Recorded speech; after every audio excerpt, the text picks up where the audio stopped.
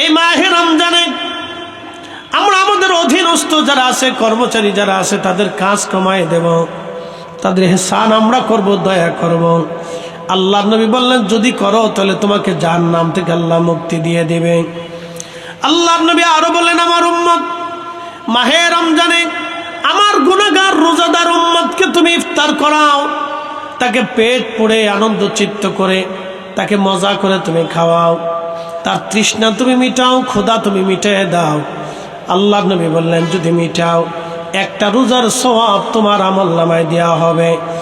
যাকে ইফতার করাইবা তার রোজা হোক বা না হোক তোমার আমলনামায় রোজার সওয়াব লিখে দেওয়া হবে, তার সওয়াবও কম করা হবে না, তোমারটাও কম দেওয়া হবে না। এক সাহাবী বলেন ইয়া রাসূলুল্লাহ আমাদের ভিতরে এমন উম্মত আছে, সাহাবী আছে যারা ইফতার খাওয়াইতে সামর্থ্য রাখে না, তারা নিজেরাই দরিদ্র। নবীজি বললেন যদি সামর্থ্য থাকে এক পেয়ালা দুধ দিয়ে ইফতার করাও, যদি তা না পারো একটা খেজুর দিয়ে ইফতার করাও, যদি তা না পারো তাহলে অন্তত এক পেয়ালা পানি দিয়ে হলেও তোমার ভাইকে ইফতার করাও। তারপর আমার রব আমার আল্লাহ তোমার আমলনামায় রোজার সওয়াব নেকি লিখে দেবে। কুলাউড়াবাসী, আলালপুরবাসী, নবীজি আরো বলেন আমার উম্মত তোমরা শোনো, যদি রোজাদারকে তুমি পেট পুড়ে খাওয়াও, যদি আমার রোজাদার উম্মতকে তুমি পেট পুড়ে খাওয়াও এবং তার তৃষ্ণা নিবারণ করো, তারে পরিতুষ্ট করো, তার হৃদয়কে শান্ত করো খাবার দিয়ে, তাহলে তুমি শুনে রাখো আমার উম্মত কিয়ামতের ময়দানে আমি নবী তোমাকে ডেকে ডেকে নিয়ে হাউজে কাউসারের পানি পান করায় দিব, যেই পানি একবার পান করলে জান্নাতে যাওয়ার আগ পর্যন্ত তৃষ্ণার কথা মনে থাকবে না। আল্লাহ আমাদেরকে শ্রেষ্ঠত্ব দিলেন, কুনতুম খায়রা উম্মাহ, তোমরা শ্রেষ্ঠ জাতি। আল্লাহর ভাষায় আল্লাহ আমাদেরকে শ্রেষ্ঠত্ব দিলেন। কেন শ্রেষ্ঠত্ব দিলেন? আমাদের চেহারা দেখে শ্রেষ্ঠত্ব দেন নাই, আল্লাহ আমাদেরকে শ্রেষ্ঠ বানাইলেন। আমরা শ্রেষ্ঠ নবীর উম্মত, আমরা শ্রেষ্ঠ নবীর উম্মত, আল্লাহ সেই জন্য আমাদেরকে শ্রেষ্ঠ বানাইলেন। চুরি করার জন্য, ডাকাতি করে, অন্যের সম্পদ জুলুম করে জোরপূর্বক সম্পদ দখল করে নেওয়ার জন্য আল্লাহ আমাদেরকে শ্রেষ্ঠত্ব দেন নাই। আল্লাহ শ্রেষ্ঠত্ব দিয়েছেন ইহসান করার জন্য, দয়া করার জন্য। আল্লাহর নবী বললেন মাল্লাম ইয়ারহামিন নাস ওয়া মাল্লাম ইয়ারহামিল্লাহ, যে মানুষকে দয়া করে না আল্লাহ তাকে দয়া করে না, যে মানুষকে দয়া করে না আল্লাহ তাকে দয়া করে না, যে মানুষকে দয়া করে আল্লাহ তাকে দয়া করে। একসাথে জুড়ে বলেন সুবহানাল্লাহ। যে মানুষকে দয়া করে আল্লাহ তাকে দয়া করে। আমি ঘটনার একটা উদাহরণ সহিহ বুখারী থেকে টানি। সহিহ বুখারীর কিতাবুল আম্বিয়াতে একটা ঘটনা আছে। বনী ইসরাইলের 3 জন আল্লাহর বান্দা সফর করার জন্য বের হয়েছে। তো যেতে যেতে তারা পাহাড়ের গুহার মধ্যে পাহাড়ি রাস্তা বেয়ে বেয়ে পথ চলতেছে। তো চলার সময় দেখে আকাশে মেঘ জমছে। তো পাহাড়ি ঢলটা তো একটু মারাত্মক হয়, পাহাড়ির গিরির ভিতর দিয়ে যে পানিগুলি আসে এগুলি খুব সজোরে প্রবাহিত হয়, ওই স্রোতে কেউ পড়লে তার জন্য বিপদ। তো তারা চিন্তা করলো আমরা কোনো গুহার মধ্যে আশ্রয় নেই, পরে আমরা বের হয়ে যাব। তো তারা একটা গুহার ভিতরে আশ্রয় নিল বটে, কিন্তু পাহাড়ি ঢল ও তুফানের কারণে পার্শ্ববর্তী পাহাড় থেকে একটা পাথর সিটি তাদের গুহার সামনে এসে মুখ আটকাই দিল। এখন তো তারা গুহা থেকে বের হতে পারে না। 3 জনে খুব বিপদগ্রস্ত। 3 বন্ধু পাহাড়ের গুহার ভিতরে বসে বসে কাঁদে। ঠিক এমন সময় 3 বন্ধুর একজন খুব বিচক্ষণ বন্ধু, তিনি বললেন বন্ধু কেঁদে কোনো লাভ হবে না, যেখানে কাদার সেখানে কাঁদো। এমনি কেঁদে লাভ হবে না, যেখানে কাদার সেখানে কাঁদো। বলে কোথায় কাঁদবো? বলে বলো তোমাদের জীবনে কার কি নেক আমল আছে, ওই নেক আমলের উসিলা ধরে আল্লাহর দরবারে দোয়া করো। আজকে পাথর আল্লাহ যদি না সরায় আমরা অবশ্যই পাথর সরাইতে পারবো না। তো 3 জনের একজন হাত বাড়ায় বলে ইয়া রাব্বি, ইয়া আল্লাহ, আমার জীবনে কোনো নেক আমল নাই, জীবনের কোনো ভালো কাজ নাই, আল্লাহ আমি একটা ভালো কাজ করছি। রব্বুল আলামিন আমার বাড়ি একটা দিন মজুর ছিল, সারাদিন কাজ করতো। আল্লাহ কাজের বিনিময়ে আমি 1 সা গম তাকে দিতাম, মাত্র 1 সা। রব্বুল আলামিন 1 সা গম নিয়ে সে বাড়ি চলে যাইতো, আবার পরের দিন কাজ করতো, কাজ শেষে 1 সা গম দিতাম। কোন রকম তার জীবন চলতো। ইয়া রব, একটা দিন কাজ করে সে চলে গেল, কিন্তু বিনিময় নিল না। বহুদিন পরে সে ফিরে আসছে। ফিরে আসার পরে এসে বলল, মালিক আমি দরিদ্র মানুষ, 1 সা গম আপনার কাছে পাইতাম, ওই 1 সা গম আপনি আমারে দিয়ে দেন, আমার বাচ্চা কাচ্চা ক্ষুধার্ত আছে। রব্বুল আলামিন ওই 1 সা গম আমি তারে দেওয়ার জন্য আমি আমার ওই কর্মচারীকে ইশারা করে বললাম, বেটারে গোয়াল ঘরের মধ্যে গরু যা আছে সব তোমার, তুমি নিয়ে চলে যাও। তখন এই কর্মচারী কেঁদে বলল, মালিক ঠাট্টা করবেন না, আমি দরিদ্র মানুষ, আমি বড় অভাবী, 1 সা গম আমি পাইতাম, 1 সা গম আপনি আমারে দিয়ে দেন। গরুর মালিক আমি না, গরুর মালিক তো আপনি নিজে। আমি সেই দিন তারে ডাকতে বললাম, গোলাম তুমি 1 সা গম তুমি আমার কাছে রেখে চলে গেলা, তুমি বিনিময় নিলা না।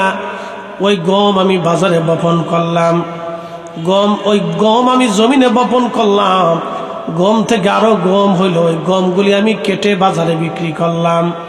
একটা গাভী ক্রয় করেছিলাম, সেই গাভী থেকে অনেক বাচ্চা হয়েছে, গরু যা হয়েছে এই গরুর মালিক আমি না, গরুর মালিক তুমি। তোমার গরু নিয়ে তুমি চলে যাও। একসাথে বলবেন আল্লাহু আকবার। আর একটু জোরে বলেন আল্লাহু আকবার। আল্লাহ রাসূল বলেন, উম্মত তোমরা মাহে রমজানে তোমার কর্মচারীর কাজ কমায় দাও। আবার শোনেন, আল্লাহর নবী বলেন, উম্মত তুমি মাহে রমজানে তোমার কর্মচারীর কাজ কমায় দাও, তাকে ইহসান করাও, তাকে দয়া করো। যদি তুমি তার কাজ কমায় দাও, আমি রাসূল তোমাকে গ্যারান্টি দিলাম, আল্লাহ তোমাকে জাহান্নাম থেকে মুক্তি দিয়ে দিবে। একসাথে হবে না? জোরে বলেন আল্লাহু আকবার। আল্লাহর নবী বলেন, উম্মত তোমার অধীনস্থ, তোমার কর্মচারী, তোমার গোলাম, তোমার কর্মচারী, তোমার অধীনস্থ, তোমার শ্রমিক, তোমার অধীনস্থ যারা আছে, তুমি তার কাজকে হালকা করে দাও, তার কাজকে কমায় দাও, তাকে ইহসান করো, দয়া করো। বিনিময়ে আমি রাসূল তোমাকে ওয়াদা করলাম, আল্লাহ তোমাকে জাহান্নাম থেকে বাঁচাই দিবে। একসাথে বলবেন না সুবহানাল্লাহ? না আরেকটু জোরে বলেন আল্লাহু আকবার। এটা আল্লাহ রাসূল বললেন। মাহে রমজান আমাদের মাঝে, এই মাহে রমজানে আমরা আমাদের অধীনস্থ যারা আছে, কর্মচারী যারা আছে, তাদের কাজ কমায় দেব, তাদের ইহসান আমরা করব, দয়া করব। আল্লাহর নবী বললেন, যদি করো তাহলে তোমাকে জাহান্নাম থেকে আল্লাহ মুক্তি দিয়ে দেবে। আল্লাহর নবী আরো বলেন, আমার উম্মত মাহে রমজানে আমার গুনাহগার রোজাদার উম্মতকে তুমি ইফতার করাও, তাকে পেট পুড়ে আনন্দ চিত্ত করে, তাকে মজা করে তুমি খাওয়াও, তার তৃষ্ণা তুমি মিটাও, ক্ষুধা তুমি মিটিয়ে দাও। আল্লাহ নবী বললেন, যদি মিটাও, একটা রোজার সওয়াব তোমার আমলনামায় দেওয়া হবে। যাকে ইফতার করাইবা তার রোজা হোক বা না হোক, তোমার আমলনামায় রোজার সওয়াব লিখে দেওয়া হবে। তার সওয়াবও কম করা হবে না, তোমারটাও কম দেওয়া হবে না। এক সাহাবী বলেন, ইয়া রাসূলুল্লাহ, আমাদের ভিতরে এমন উম্মত আছে, সাহাবী আছে, যারা ইফতার খাওয়াইতে সামর্থ্য রাখে না, তারা নিজেরাই দরিদ্র। নবীজি বললেন, যদি সামর্থ্য থাকে 1 পেয়ালা দুধ দিয়ে ইফতার করাও, যদি তা না পারো 1টা খেজুর দিয়ে ইফতার করাও, যদি তা না পারো তাহলে অন্তত 1 পেয়ালা পানি দিয়ে হলেও তোমার ভাইকে ইফতার করাও। তারপর আমার রব, আমার আল্লাহ তোমার আমলনামায় রোজার সওয়াব নেকি লিখে দেবে। কুলাউড়াবাসী, আলালপুরবাসী, নবীজি আরো বলেন, আমার উম্মত তোমরা শোনো, যদি রোজাদারকে তুমি পেট পুড়ে খাওয়াও, যদি আমার রোজাদার উম্মতকে তুমি পেট পুড়ে খাওয়াও এবং তার তৃষ্ণা নিবারণ করো, তারে পরিতুষ্ট করো, তার হৃদয়কে শান্ত করো খাবার দিয়ে, তাহলে তুমি শুনে রাখো আমার উম্মত, কিয়ামতের ময়দানে আমি নবী তোমাকে ডেকে ডেকে নিয়ে হাউজে কাউসারের পানি পান করায় দিব, যেই পানি একবার পান করলে জান্নাতে যাওয়ার আগ পর্যন্ত তৃষ্ণার কথা মনে থাকবে না। ইহসান বিল ইহসান, দয়ার বিনিময়ে দয়া। একসাথে বলবেন আল্লাহু আকবার। আবার বলি, দয়ার বিনিময়ে দয়া। জোরে বলেন, দয়ার বিনিময়ে দয়া, দয়ার বিনিময়ে দয়া। জীবনে দেখছেন, জীবনে কোন অলির জীবনীতে দেখছেন তারা বদদোয়া করে? কোন অলিরা বদদোয়া করে না। আর যদি কখনো তারা অতিষ্ঠ হয়ে বদদোয়া করেই ফেলে, তাহলে যার বিরুদ্ধে বদদোয়া করে তারা রক্ষা থাকে না। পৃথিবীর কোন বাদশা রাজা তাকে ওই জরিমানা থেকে তারা খালাস দিতে পারে না। কথা ঠিক আছে কিনা? কোন অলিরা বদদোয়া করে না, সুফিরা কখনো বদদোয়া করে না। সুফিদের কাজ ছিল সবসময় দোয়া করা। এই জন্য সুফিরা দোয়ায় বিশ্বাসী। আর গাইরে সুফি যারা আছে, সুফিয়ত মানে না, তরিকত মানে না, তাসাউফ যারা মানে না, তারা দোয়াও মানে না। কি কথা ঠিক আছে না ভাই? তারা কি মানে না? দোয়া মানে না। তারা নানান মাসালা ধরে, পেঁয়াজ ধরে, বেদাতের তরিকা দেয়, বেদাতকে সিল্লাফাল্লা করে, উম্মতকে ধ্বংস করার বুদ্ধি করেছে। আরে মুসলমানের দোয়ার এত পাওয়ার, দোয়া দিয়ে আল্লাহর নবী বদরের প্রান্তরে আল্লাহর কাছ থেকে সাহায্য এনেছে, উহুদের সাহায্য এসেছে। দোয়ার কারণে পৃথিবীর বিরুদ্ধে খাজা বাবা আজমিরি সাহায্য এনেছে। দোয়ার কারণে শাহজালাল ইয়ামানি আল্লাহর কাছ থেকে সাহায্য এনেছে। দোয়া ছাড়া সাহায্য আসে না। কথা কোন ঠিক কিনা? আর এই দোয়া থেকে মুসলমানদেরকে ধর্ম সর্বনাশ করে দেওয়ার জন্য একদল ফতোয়া মেরে মেরে উঠে পড়ে লাগছে। তাদেরকে আমাদের থেকে বিচ্যুত থাকতে হবে, দূরে থাকতে হবে। কথা বলেন ঠিক না বেঠিক? এই সমস্ত কথা মানা যাবে না, ধ্বংস হয়ে যাবে মুসলমান। যত দিন যাচ্ছে মুসলমান তত ধ্বংসের দিকে চলে যাচ্ছে। মুসলমানের তাসাউফ নাই, ইলমে লাদুন্নি নাই, মুসলমানের দোয়া কবুল হয় না আজকে। যত দিন যাবে তত মুসলমান পথভ্রষ্ট হবে, তত মুসলমান। এই জন্য দোয়া। আল্লাহর নবী বলেন, আমার উম্মত মাহে রমজান আসলে অধিক পরিমাণে তুমি ইস্তিগফার করো আর দোয়া করো। অধিক পরিমাণে ইস্তিগফার করবেন। মাহে রমজানই মোক্ষম সময় অধিক পরিমাণে আল্লাহর কাছে মাফ চাবেন, অধিক পরিমাণে দোয়া করবেন। রমজানে ইফতারির আগে দোয়া হয়। একসাথে বলবেন আল্লাহু আকবার। কি হয়? দোয়া হয়। ইফতারির পূর্ব সময় যে দোয়া হয়, এই দোয়া কবুল হয়ে যায়। এই দোয়া কি হয়ে যায়? কবুল হয়, কবুল হয়। ইফতারির পূর্ব মুহূর্তের দোয়াটা মঞ্জুর হয়, মঞ্জুর হয়। এই জন্য ইফতারির সময় আমাদের দেশের আগের রেওয়াজ খুব ভালো চলে। এই গ্রাম, ওই পাড়া, সেই পাড়া, ওই বাড়ি, সেই বাড়ি ইফতার মাহফিল হইতো। কথা ঠিক আছে না? একটা রেওয়াজ ছিল, মিলাদ হইতো, বাড়ি বাড়ি ইফতার হইতো, মিলাদ হইতো, দোয়া হইতো। বেদাতের এমন চাপ পড়ছে, এই চাপের ডরে বহু মুসলমান ভয়ে এখন চিন্তা করে দূর বাইসে গেছি। কথা ঠিক আছে না ভাই? অনলাইনে অফলাইনে এত বেদাতের চাপ। কত শায়েখ যে বেদাতের মার্কা মেরে দিছে, এই বেদাতের মার্কায় মুসলমান এটা ভুলে গেছে। কি কথা ঠিক আছে না ভাই? মুসলমানের কপাল মন্দ হয়ে গেছে। এত বেদাতের সাফে পড়িয়া মুসলমান খুব কষ্টের মধ্যে আছে যে এত সাফের মধ্যে পড়ে আমরা কেমনে দাঁড়াই থাকবো। মানে এত বেদাতের চাপ দিছে যে সাফের চোটে মুসলমান দাঁড়াইতে পারতেছে না। তো যারা বা দুই একজন বাবা মার স্মরণে দোয়া খায়ের করতো, ইফতার মাহফিল দিত, গরিব মানুষের উপকার হতো, পাড়া প্রতিবেশীর সাথে সুসম্পর্ক রাখতো। আজকে দেখেন রাস্তাঘাটে চুরি ডাকাতি হলে এক চোরে ধরে, একজনটা ধরলে 10 জন সামনে দিয়ে পাশ দিয়ে হাইটে চলে যায়, কিন্তু কেউ ছাড়ায় না, সাহায্য করে না। কথা ঠিক আছে না ভাই? তার মানে কি? সহমর্মিতা নষ্ট হয়ে গেছে, সহমর্মিতা নষ্ট হয়ে গেছে। গ্রামে গ্রামে মানুষের মহব্বত কমে গেছে, প্রতিবেশীর সাথে প্রতিবেশীর মহব্বত কমে গেছে। মহব্বত বাড়বে কি করে? আল্লাহর নবী 1450 বছর আগে শিখাই দিয়ে গেছে, উম্মত মহব্বত যদি বাড়াইতে হয় তাহলে দুইটা কাজ করো। এক নম্বরে তুতঈমুত তাআম, তোমরা মানুষকে খাওয়াও, প্রতিবেশীরে খাওয়াও, গরিবদেরকে খাওয়াও, আত্মীয় স্বজন খাওয়াও, নিজের একসাথে খাইতে বসো, পরিবারের সবাই খাইতে বসো, চাচা ভাতিজা একসাথে খাও, একজনকে খাওয়াও, ভাতিজা চাচারে খাওয়াও, চাচা ভাতিজারে খাওয়াও, চাচতো ভাই চাচতো ভাইরে খাওয়াও, মামুতো ভাই মামুতো ভাইরে খাওয়াও, আত্মীয় স্বজন খাওয়াও, প্রতিবেশীর মানুষকে খাওয়াও। খাওয়াইলে মহব্বত বাড়ে, খাওয়াইলে মহব্বত বাড়ে। আমাদের দেশে মিলাদের দাওয়াত দিয়া মানুষকে দাওয়াত করে মানুষকে খাওয়ায়। বেদাতের ফতোয়ার চাপে মুসলমান হারাই ফেলছে। কি কথা বলেন? জোরে বলেন। বেদাতের ডরে মুসলমান হারিয়ে ফেলছে, মহব্বত তো হারিয়ে যাচ্ছে। এই জন্য একজনের বাড়ি আগুন লাগলে নিবাইতে যায়, একটু পরে যায়, চিন্তা ভাবনা করে যায়। হ্যাঁ, আপনি দেখেন ঢাকা শহরে সন্ধ্যায়, বিকেলে, দিনে, দুপুরে ডাকাতি হচ্ছে, কেউ কারো ছাড়াচ্ছে না, কেউ কারো হেল্প করতে আসে না। দিনের বেলায় যদি এটা হয়তো গভীর রাতে কি হবে আপনি কল্পনা করতে পারবেন যে আমাদের সহমর্মিতা, দয়া কতটা নিকৃষ্ট হয়ে গেছে, কতটা নিচ পর্যন্ত আসছে যে বিপদগ্রস্ত মানুষকে আমরা উদ্ধার করি না। আবার কোথাও যদি রোড অ্যাক্সিডেন্ট হয়, আমাদের দেশের কিছু মানুষ আছে তারা উদ্ধার করার আগে পকেট হাতায়। কি কথা কন না কেন, জোরে বলেন। আপনি দয়ার স্তর কত নিচে নামছে কল্পনা করতে পারবেন? কল্পনা করতে পারবেন না যে আমাদের ইহসানের স্থান কত নিচে নেমে আসছে। অথচ আল্লাহর রাসূল বললেন, যদি দয়া করো দয়া পাবে, দয়া করো দয়া পাবে, দয়া করো দয়া পাবে। একসাথে বলবেন আল্লাহু আকবার। সারা দেশের কি পরিস্থিতির ভিতরে আপনি পর্যবেক্ষণ করলে দেখবেন যে দয়া করলে দয়া পাবে, এই কথা মানুষ ভুলেই গেছে। প্রিয় উপস্থিতি হাজিরিন, প্রিয় ভাই আমার, 1450 বছর আগে আল্লাহর নবী আমাদের কত চমৎকার তরিকা শিক্ষা দিয়ে গেলেন। দোয়া করলে দোয়া পাবে, দয়া করলে দয়া পাবে। আপনি যদি আপনার বাবা মার জন্য দোয়া না করেন, আপনার সন্তান আপনার জন্য দোয়া করবে না। কি কথা কন, জোরে বলেন। দোয়ার বিনিময়ে দোয়া, দয়ার বিনিময়ে দয়া, ভালোবাসার বিনিময়ে ভালোবাসা, এটা আল্লাহর রুলস।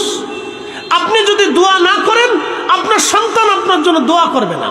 আপনি নিজে দোয়া করবেন, সন্তানকে দোয়া শিখাবেন। আপনি কবর জিয়ারত করবেন, সন্তানকে কবর জিয়ারত শিক্ষা দিবেন।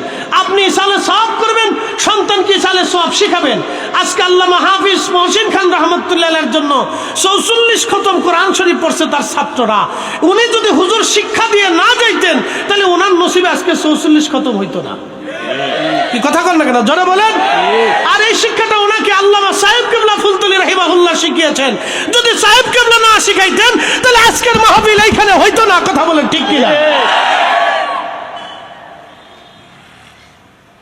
শুধু বেদান্তের ফতোয়া দিয়ে মুসলমানদেরকে এমন চাপের মধ্যে ফেলছে যে মুসলমান উঠে দাঁড়াইতে করতে সাহস পেতেছে না, ডর করে মুসলমানের না জানি কোন গুনাহ হয়ে যায়। শয়তান বিজয়ী হয়ে যাচ্ছে আমাদের উপরে।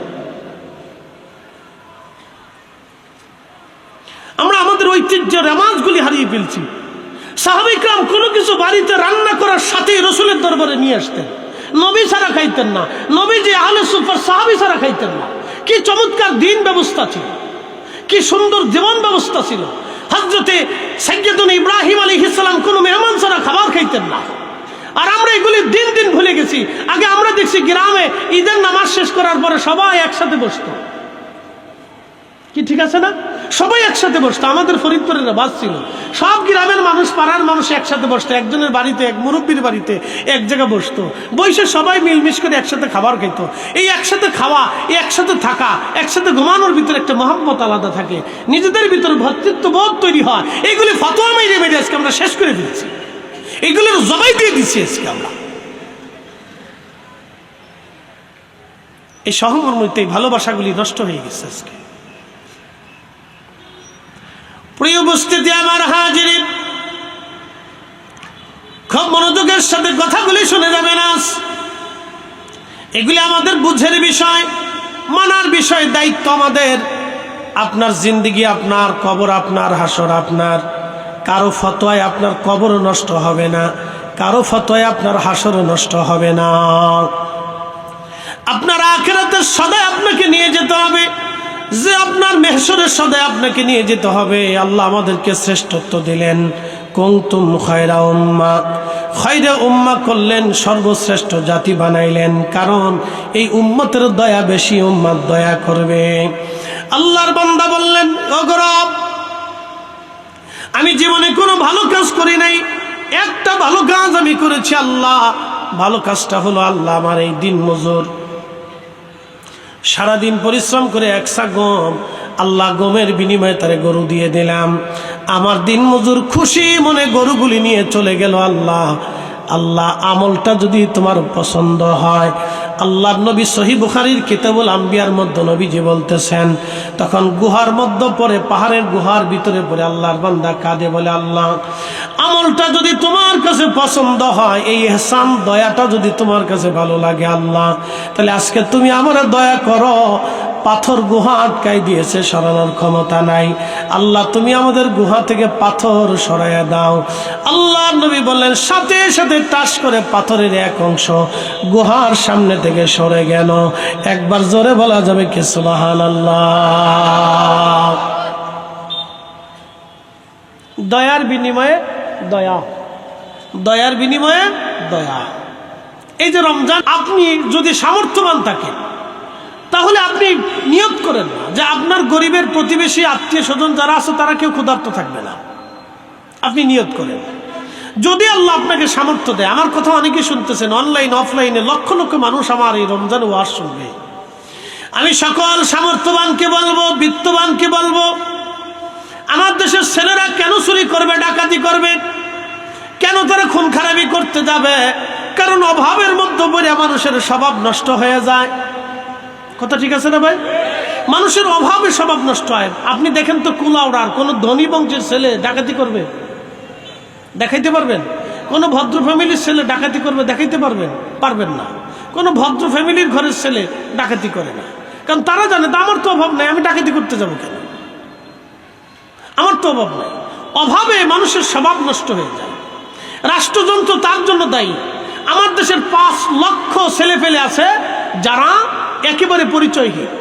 আপনি কল্পনা করতে পারবেন পরিচয়হীন যাদেরকে বলে, হ্যাঁ আমাদের দেশে কি বলে, এই যারা রেল লাইনের আশেপাশে বাস স্ট্যান্ডে বিভিন্ন জায়গায় থাকে, হ্যাঁ টুকাই বলে, অথবা আমাদের দেশে আরো কি বলে, এই ছেলেপেলেরা প্রায় 5 লক্ষ আছে। বলেন আমাদের রাষ্ট্র যদি এদের কর্মসংস্থানের ব্যবস্থা করতে না পারে তাহলে 5 লক্ষ চোর ডাকাত হবে আমার দেশে। কি কথা কন না কেন? যেখানে আমার ছেলে, আপনার মেয়ে, আপনার মেয়ে, আমার ছেলে, আপনার আত্মীয়, আমার আত্মীয়, আপনার স্ত্রী, আমার স্ত্রী, কেউ নিরাপদ না, কেউ নিরাপদ না। এখনই যদি তাদের বিষয়ে রাষ্ট্রের চিন্তা যদি মাথায় না আসে তাহলে আপনি পুলিশ আর সেনাবাহিনী দিয়ে কন্ট্রোল করতে পারবেন না। তো এরকম লক্ষ লক্ষ যুবক চুরি ডাকাতির ভিতরে ঝেপে যাবে। যদি আপনি এখনই কন্ট্রোল করতে না পারেন তাহলে আগামীর জন্য অনেক ভবিষ্যৎ বড় কঠিন হয়ে যাবে। তা আমাদের দেশের ধনী যারা আছে, আমার এই ওয়াজ অনেকেই শুনবে, যারা ধনী আছে, সম্পদশালী আছে, তাদের উচিত হলো এক ফার্স্ট এই মাহে রমজানে দেখতে হবে তার আত্মীয় স্বজন দরিদ্র আছে কিনা। তার ঘরের মধ্যে খাবার নিশ্চিত করতে হবে। কথা ঠিক আছে না ভাই? 2 নম্বর, তার প্রতিবেশীর মধ্যে দরিদ্র আছে কিনা, তাদের ঘরের মধ্যে খাবার নিশ্চিত করতে হবে। 3 নম্বর, তার গ্রামের মধ্যে দরিদ্র আছে কিনা, যদি থেকে থাকে তাহলে তার ঘরে খাবার মাহে রমজানে নিশ্চিত করতে হবে। এরকম সব বাংলাদেশের ধনীরা যদি তার প্রত্যেক গ্রাম এরকম করে তাহলে আশা করি অনেক অপরাধ প্রবণতা কমে যাবে। আমাদের দরিদ্র মানুষের জন্য ইহসান হবে, দয়া হবে।